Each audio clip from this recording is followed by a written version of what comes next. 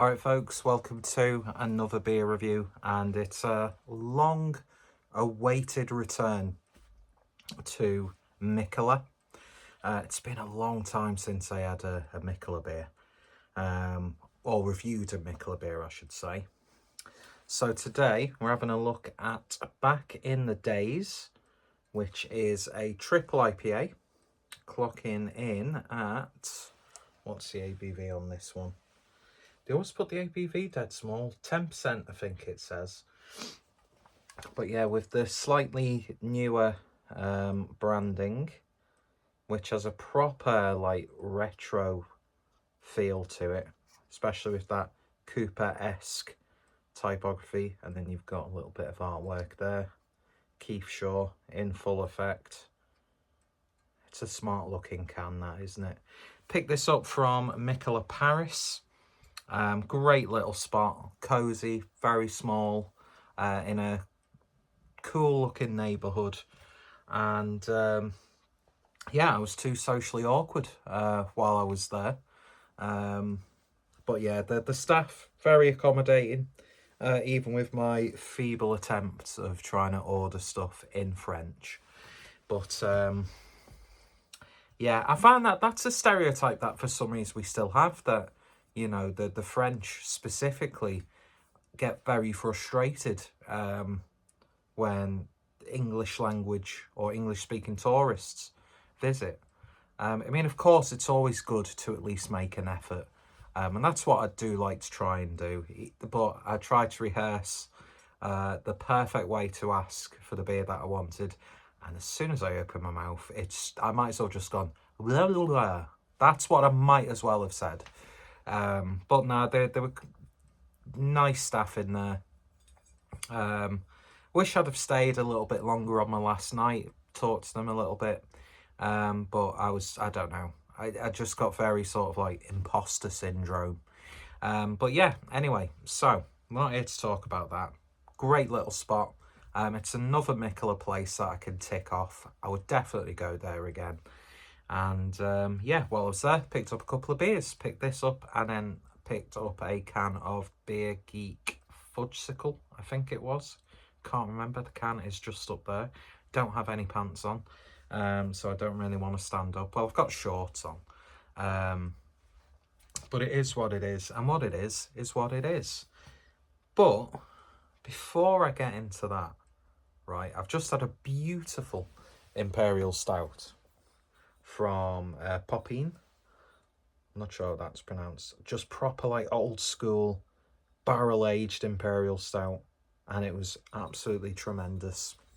And then I proper felt like I should have something to eat, and I had some stuff laying about in the fridge, and I bought some French crisps while in Lidl. I also bought some French salami. In fact, no, I bought stuff yesterday with the sole intention of just making a little charcuterie. That's not how you say it, board. But I tell you what, I'm actually kind of proud of this. So, stop focusing on my face and focus on the food, you bastard. There we go. So that's Napoli salami. That is from Lidl, this nondescript French salami. Don't know what makes it distinctively French. Gruyere cheese slices. Inferior garlic baguette with a bit of garlic butter. It just doesn't want to focus. It's too attracted to my face.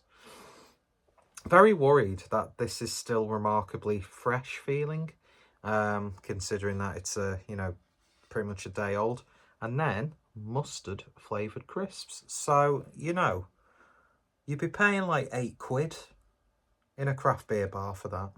And I noticed that like cured meats were like one of the go-to, you know, sort of like beer snacks in Paris. I know that you can get like beer sticks and stuff like that, and there's a lot of places in the UK that does meat and cheese boards and stuff, but like they proper like nailed it. They really did. I didn't partake in any of it though, which is really sad. Just one of the many regrets of the things that I didn't do whilst in Paris, but I will be going back again. Anyway, so yeah, a nice triple IPA from Mikkeller. Long overdue. I miss getting Mikkeller stuff. I miss getting the bottles. I miss keeping the labels from the bottles with Keith Shaw's artwork. I've got a nice sort of like collection of beer labels from Mikkeller that I need to sort of like put on like just a white backing board and just have a tiled sort of like framed piece of art, because, you know, it bridges the beautiful gap of beer and art. You know, it's a brewery that has its own identity, has a very distinct brand identity with Keith Shaw's wonderful, wonderful artwork. So yeah, that's the sad thing about cans though, really, especially sometimes when the label's like a wrap can that's almost like vacuum sealed onto the can itself. It's like, I want to preserve the artwork, and that's where the bottles were perfect. Anyway, first world problems, but I can't tell you how much I love the layout on this can. And the Beer Geek beer that I have has a very similar. It's got this proper like retro old school feel, and I'm here for it. And what else I'm here for is the way this beer looks. Oh, look at that. It's a little bit darker than some of the hazy stuff that I've had recently. Yeah, very sort of like pulpy orange. This camera does not want to focus. Maybe this is the primo spot for focus. And I can't believe a white fat man at 35 used the word primo, non-ironically. Using my Mikkeller Beer Club glass. God, I miss those days of the Mikkeller Beer Club. Got to drink some amazing beers when I was part of the Mikkeller Beer Club, including Alchemist. You know, Heady Topper. Whoa, what a beer that was. But yeah, look at that, looking very, very nice indeed in this bulbous glass held by a very bulbous individual. But yeah, almost like sort of like looks like a, you know, like a pastry sour to some degree. But yeah, very, very nice indeed. Let's give it a little bit of a swirl so we can get those aromas. Oh, big orange aroma. And like orange starburst. In fact, a lovely like Skittles-esque sweetness to it, which I'm very much a fan of. I'm looking once again like a reject from the Blossoms. I curse my younger brother for getting me into any band, especially Blossoms. He still rubs it in my face that because of him I got into Mac DeMarco. But you know what? It is what it is. Good music's good music. So yeah. Anyway, not living in his shadow at all with him being in a band. Oh man, like proper like tangerine. It's a very soft, sweet, citrusy aroma on this. Unsure of what the hops are, obviously, because this man does no research. I use the term man very loosely. Edgy humour, wow. Clean your bloody room. Yeah, throwing a Jordan Peterson reference in it. It's actually not too bad of an impression, that, actually. Oh, man, but like nectarine, that sort of thing. Oh, very soft, orangey, citrusy notes, and it smells wonderful. It smells like freshly squeezed orange juice. Bah, that smells wonderful. Really, really does. It just smells like orange. It looks like orange juice. It smells like orange juice. I don't think it's a citrus-infused IPA. We shall find out. Cheers, everyone.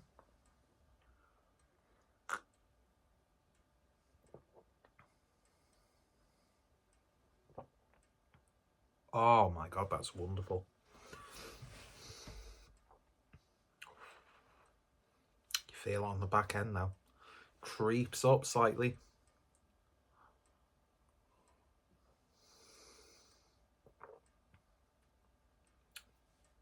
Do you know what it's reminding me of? Calypso ice lolly, melted, or you finished the main part of it, and then you look in the weird tapered yet cylindrical tube. You've got a bit of juice in there. Oh yes. It's popsicle. Oh wow. That's really sweet and fruity.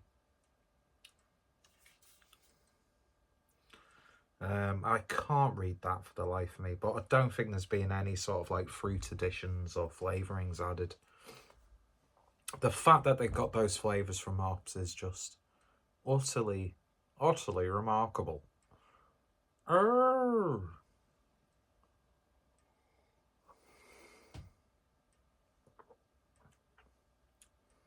Really nice mouthfeel. Not too thick. You do get this slight, like, we shut down. What word am I trying to say? Excuse me.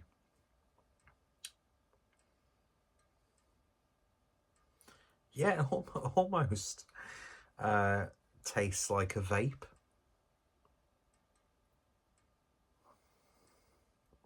Oh, what was I trying to say?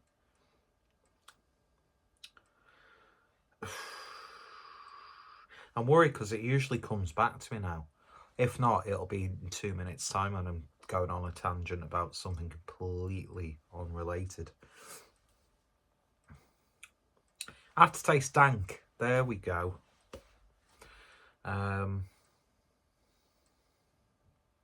Yeah, there's it's quite a savoury, very subtly brutish-esque finish.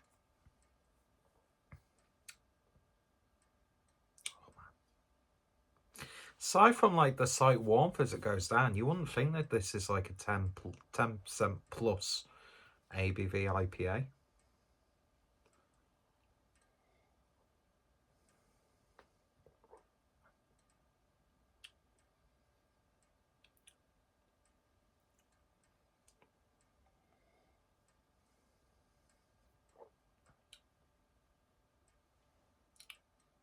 But then that being said,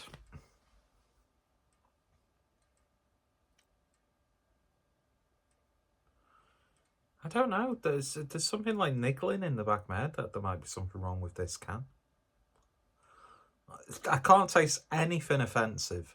I can't taste anything that feels out of place or makes me, you know, wince or anything like that.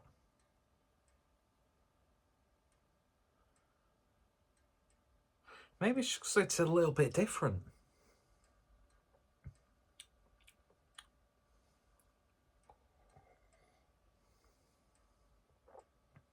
Yeah, it is. It's like a melted popsicle. Oh no, popsicle is popsicle the thing that's like got ice cream in it as well. You know, like an ice lolly. Ice lolly. We'll keep it British. Keep the references British. Need dinghies round here, mush. Topical. Problematic. That may have been potentially an arrestable offence, that joke I've just made there.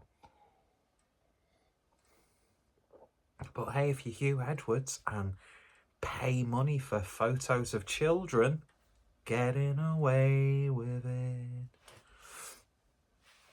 I was trying to do that in the harmony of electronic getting away with it, but it didn't work.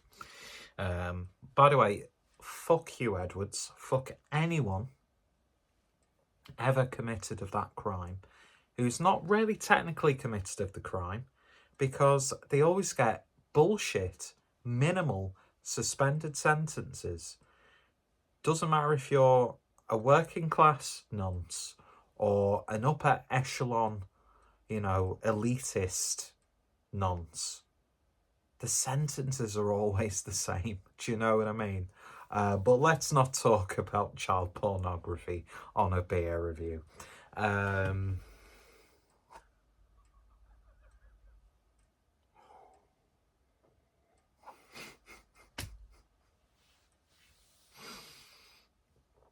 Oh my god, I can't believe I've mentioned that, uttered that word on a beer review. Fuck it, it's going up. I don't care. That's what she said. When you thumb it in. 4 years. Can't even get a sympathy one. Anyway, let's just move swiftly on. Yeah, it's gonna sound absolutely insane, and people are gonna probably go, "Oh, I don't want to drink that." But to me, it tastes like, right? They've captured the essence of a citrusy vape. Fix me hair. Right? It's like they've captured the essence of a citrus. It looks the same. Of a citrusy vape, and managed to make an IPA out of it. I mean, my go-to vape at the moment, which may technically be illegal, is the Mr. Pink, because it's pink grapefruit, and I'm a basic bitch for pink grapefruit.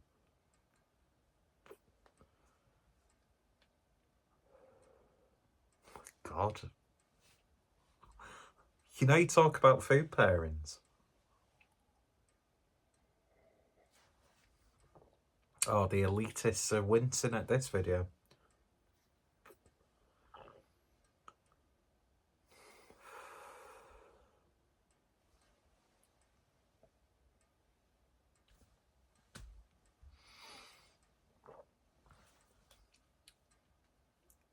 It's a Vipper. It's a Vipper. It's a high ABV Vipper. It's like, you can tell that those flavours are coming solely from the hops, and the fact that they've managed to extract such vibrant flavours from hops is remarkable. But it tastes like a very citrusy sweet vape, and if you like vapes, then that's a massive plus. That's really, really nice. And then you get grounded on the back end with a slightly savoury, dank aftertaste. I wanted to enjoy this beer with my what's a charcuterie? How do you say it? With my meat platter. But it's going to be gone, and then I'm just going to be sat in front of my telly on the floor, like a fucking slob, watching YouTube through my Xbox. Where did it all go wrong?